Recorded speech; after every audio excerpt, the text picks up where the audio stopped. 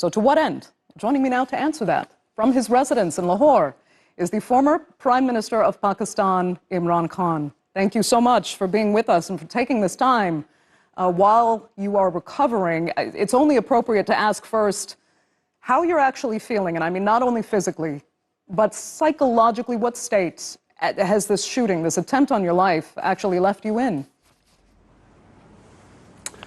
Psychologically, more determined than ever. I was expecting something to happen. I predicted this first 4 months ago when there was a plot against me. 4 people in closed room had made this plan to assassinate me.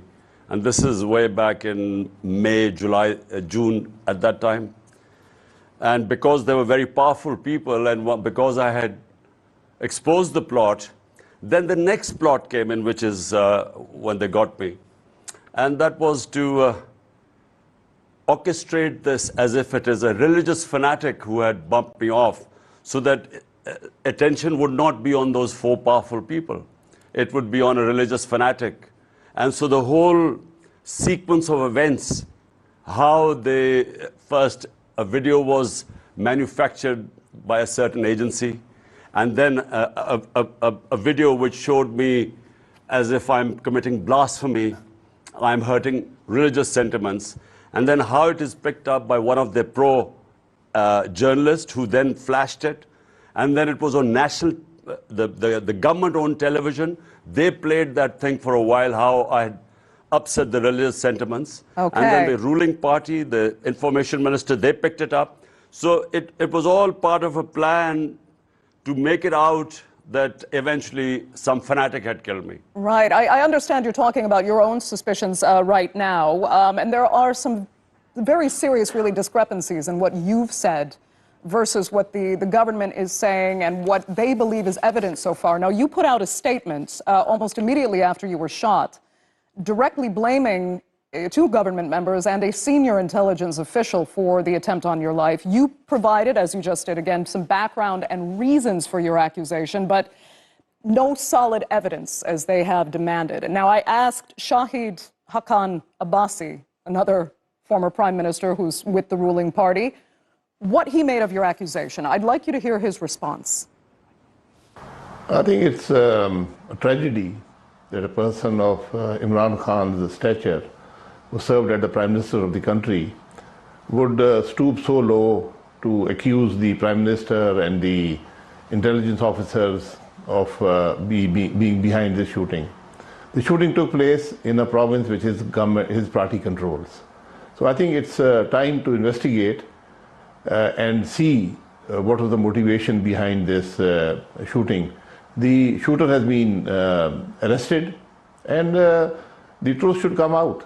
I think for Imran Khan to speculate and try to gain political points out of this is something that is very much not acceptable. So a tragedy, he describes it as. Imran Khan, have your accusations potentially crossed a line here, and are you trying to gain political points? 3 points, Andrea. Number 1, my party right now, and all opinion polls would verify that, is by far the most popular party in Pakistan's history. We have won 75% of by-elections where my party on one side, 13 parties, all the other parties on the other side. And with government support, establishment support, with the election commission favoring them, we won 75% of the by-elections. Out of 37, 29. It has the biggest we understand. I'm not. It is visible on the ground. Right. Hold on. I'm not debating the popularity of your party and of yourself. Hold on. I'm just sort of making my points one by one. So if it was for popularity, I wanted to blame someone for assassination. I don't need that sort of popularity. Number 2, what he's talking about, the Prime Minister and the Chief Minister, it is on record that to stop a protest against them in 2014-13, it was a famous model town massacre. The police fired into a crowd of people, killed 12, 60 got bullet wounds, and this is still case in the court. So, number two, and then both these guys have extrajudicial killing on them. Number three, and this is very important for you to understand. On the 24th of September, I actually went into a public rally and gave the script of what was going to happen to me 6 weeks ago, where point by point I said that first, these statements that I had committed blasphemy. Then they would be picked up by the government-owned media, government ministers. Then they would start the PTV, Pakistan Television. For 4 days they ran this thing that I've committed, offended religious opinions. And the whole idea behind was to have eventually in the name of a religious fanatic, have me assassinated. So this was predicted. I went on 2 programs before that. So this is not new. And so, you know, for him to say that I made these allegations, I want to have an independent investigation into it so that we can give the sequence of events, what happened. And then the cover-up that has followed over. There's been a cover-up since the attempt on And I want to ask you more about the investigation in just a second. But before we go too far, I just have to ask this detail. I mean, you've described repeatedly how you knew this was going to happen. You knew there would be an attempt on your life, and you knew who would be behind it. Why have you refused then to speak behind bulletproof glass, for example? Doesn't it just seem reckless? Don't you owe it to your supporters to keep yourself safe? Look, Andre, the people who were behind this, and in fact, the 4 people who first initially planned it, and now these 3 people, this taking refuge behind a religious fanatic, they are powerful enough that if you plan to have bulletproof or something, they have other ways and means of blowing you off. So, you know, I figured out that, look, I was kept, and throughout the 5-6 months I've been campaigning, there were consistent warnings that they're going to hit you in certain place, or if you do this rally, your life is in danger. These were written warnings given by this administration. Now, I was left with a choice. Do I stop a campaign, the campaign for freedom, a genuine democracy and free and fair elections, or do I just sit in my home and allow this injustice to take place? So I took a decision that it doesn't matter, you know, if I have to go, but no way should a nation compromise on its independence. So what we are right now is that we are governed by criminals. These guys, 2 families who are governing us now, for 30 years they have been governing Pakistan. They have massive criminal cases on him. They've been in jail several times. There's material written against them and all in international media. So they've been plonked on us, and we are expected to accept this like a herd of sheep. So I decided I was going to be in the field against Fair enough. this. Fair enough. Yes, I mean, not only have you named, you know, precisely the people you suspect, including from these 2 dynastic families you've, as you know so well, but in the past, you've also said those very people are also supported.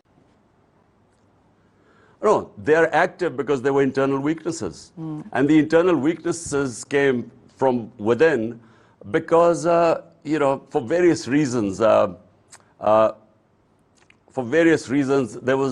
it was decided that the regime needed to be changed. So therefore, so that's when the outside forces come in. But the question is, the way forward is only one: genuine democracy. Allow the people of Pakistan to elect their own government. Let's not be dictated from outside or from any internal powerhouses who just plonk people, criminals on top of you, and then expect that, you know, like a herd of sheep, you should accept it. Right. That's what. So hence, I've been campaigning for 6 months. No, I've gone all over the country, and you know, the greatest pleasure for me is that after 26 years, I finally see the sort of political awareness that never existed before in my country. So we have and that's what scared these people who tried to kill me. You can definitely see it's been encouraging, at the very least, for the PTI. But let's talk about first the investigation now, because that will be crucial. going forward. We know Punjab police, the people in charge of where this assassination attempt took place, they've taken it upon themselves, actually, to lodge an investigation into your shooting. Is that good enough? I know you've said you want an independent investigation. Okay, so tell us why Punjab's investigation won't be good enough, and what do you actually want to see independently from investigators? In what form? Would they have to come from outside? So, Andre, number one, my party rules in Punjab. Punjab police is under my party. I am the ex-Prime Minister of Pakistan, and not just that. I am the head of the largest political force in this country. And I could not get a case registered against these three people who I know were involved in this. I know it. And whenever there is a proper investigation, starting from who released the video and the people subsequent of events that followed, I know exactly that these three people will be implicated. Now, imagine that my party rules Punjab. We could not get the Punjab police to register cases against these three guys because it was for investigation. So, if in the investigation they turn out to be innocent, fine. But at least it's my right. They almost killed me. I mean, it was a death trap where they, which I survived. So at least I should have the right to decide that whose motive was it to get bumping off. And we could not register a case against these three guys. The Punjab police refused. So who do you want now coming in? Who is controlling Punjab police? Okay, I do get your point. So who should be coming to investigate? Who is controlling? Who will not be influenced by any political powers? So it was a very genuine request that if these three people are involved, all the investigative agencies in Pakistan are under these three individuals. Now, how do I get justice when these three people are sitting up there? They're not going to allow justice. And what happened, Andre, since the shooting, the way the whole case has been handled, 20 minutes later, this guy appears and says, I shot him and I'm all alone. How did he appear on TV? Who brought him on television? The police is not allowed to, unless a proper investigation is done. So all I'm asking is very simply, who would do that proper investigation? You want the United Nations to come in? Well, in Benazir Bhutto's case, the United Nations came. I think UN sent someone. It doesn't work. Really, what we need is the Chief Justice of Pakistan. He's got to be more assertive. Look, this is a question of rule of law. My whole struggle for 26 years has been movement for justice. Justice is everyone is below the law. Now, quite clearly that if I, as the head of this party ruling the province, if I cannot get these three powerful individuals to at least have investigated, the police would not register a case, means they're above law. It means that there are two laws in Pakistan, one for the powerful, the other for the weak.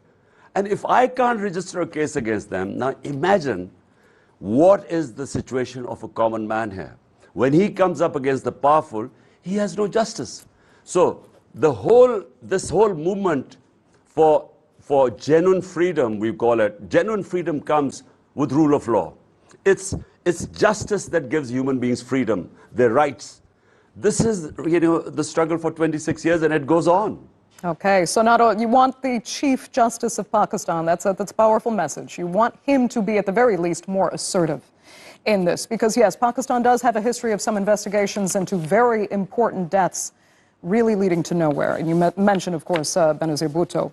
Also, it's very interesting you're talking about the gunman that they have said, and they said gunman. You have been very insistent that gunfire came from several directions, not from one person. Yet, in the report that's been filed, there is only a single gunman, from what I understand, being investigated.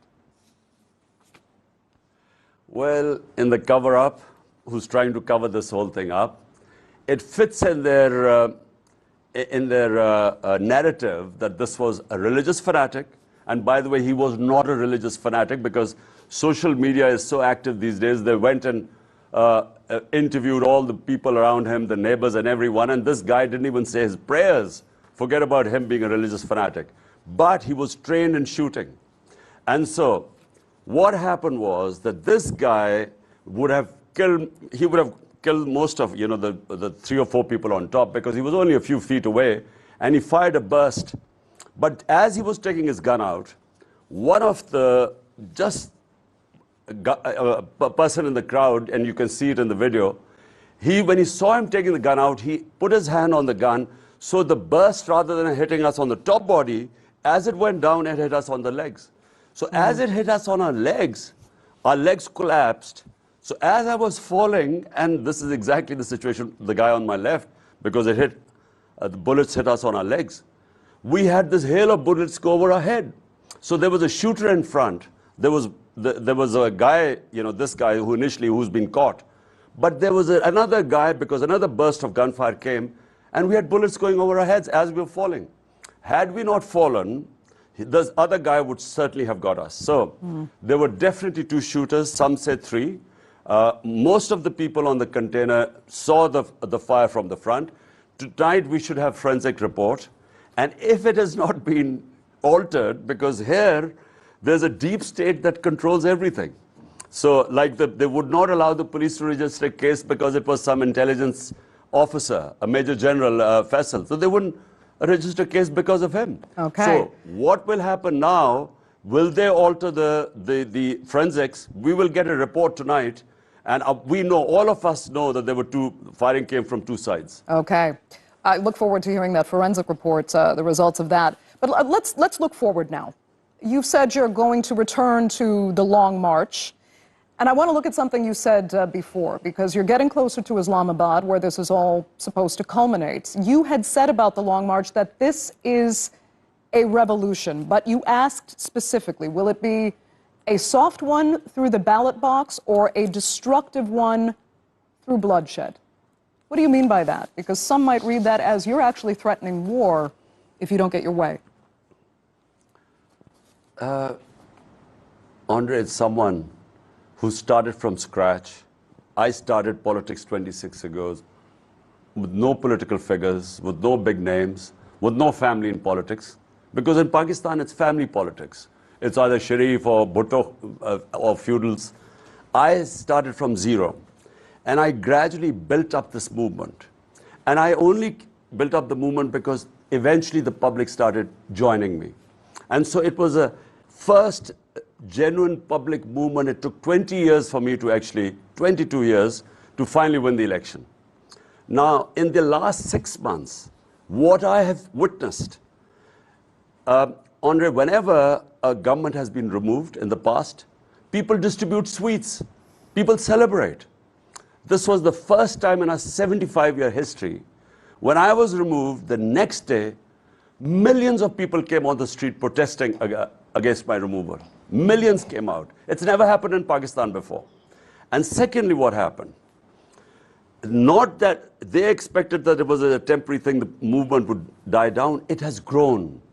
And again, I repeat, it's never happened that a government in opposition wins 75% of by-elections, despite all the establishment, the government machinery favoring the other side. And all parties on one ticket fighting against it. So it was me against all the rest of the parties. So already the revolution is on the ground. People want to change. Social media has changed people. They clamp down on journalists. They clamp down on media.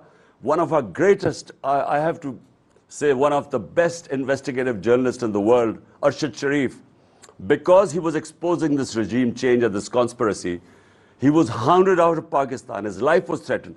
Eventually, they had him murdered in Kenya. So there was a clampdown on media, on my activists. They've tried to disqualify me. There were cases, terrorism case against me. But social media. Now, this is something you can't control. So social media has raised the level of awareness. So it's my belief now that change cannot be stopped in Pakistan. We have 2 ways. This genie of public awareness cannot be put back in the bottle. Either it will go the ballot way, which is the peaceful way, a soft revolution, or it will take the other way and out of everyone's control. Because it's a young population. Remember, Pakistan, 60% of our population is below 30. This is a young population, mobile savvy, aware of everything. The information cannot be stopped. And these are the people who are forcing the change in this country. Right. And nobody wants the bloodshed. So at the very least, can you wait a year for a scheduled election? Under two things. Number one, if there is a bloody revolution, which happened, for instance, our neighbor Iran went through a bloody revolution. It is destructive. It takes time. You never know which direction it would take. And it goes out of everyone's control, could lead to chaos. The only way forward is a peaceful revolution through the ballot box. And that's a constructive revolution. So we all pray that that's what happens. But my worry is that there's this entrenched mafias who do not want to, who've been hogging the resources of this country, the elite capture. But they still say they're in my power worry is that and that they will hold an election time. next year. Can you wait for that election? So about the elections. Look, firstly, the country in 6 months, our economy has tanked. Business confidence in the latest survey is the lowest ever. Our growth rate is falling, our exports are falling, our remittances are falling, the trade gap is getting bigger. This is all documented. So the whole basis behind it is political uncertainty. No one knows what's happening. You cannot have economic stability unless you have political stability. Political stability can only come through elections. There's no other way, because when you have a government for 5 years, mandate, public mandate, that's how you start then getting business confidence. Investment doesn't take place if I'm not sure what's going to happen in 6 months or a year's time. So the only way out of this crisis are elections. Now, about we can wait because we're gaining by the day. Politically, electorally, it doesn't make any difference to us. But to the country, my fear is that we might actually default on our external payments. And that's what it is looking like right now. So, for the sake of Pakistan and all those people who care, who are in position of power, there is only one way out. Okay. Imran Khan, we will have to leave it there. I'd like to thank you so much again for